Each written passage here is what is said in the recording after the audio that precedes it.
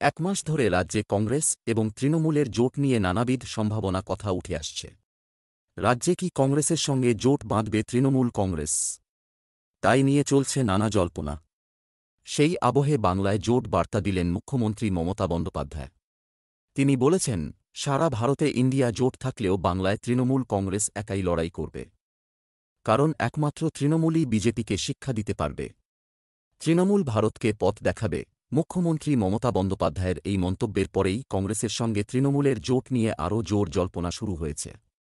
আজ উত্তর ২৪ পরগনা চাকলায় কর্মী সভায় যোগ দেন মমতা বন্দ্যোপাধ্যায়। সেখানে তিনি এই মন্তব্য করেছেন।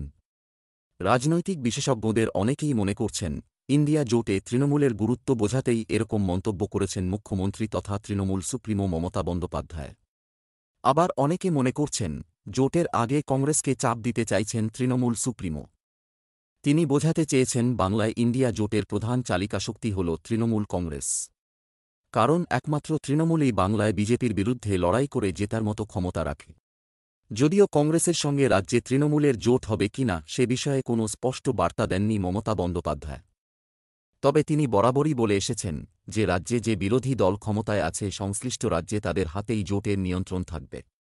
বাংলায় যেহেতু তৃণমূল কংগ্রেস ক্ষমতায় রয়েছে, তাই এখানেও জোট হলে সেক্ষেত্রে যাতে তৃণমূলের হাতেই নিয়ন্ত্রণ থাকে সে বিষয়টি চাইছেন মুখ্যমন্ত্রী।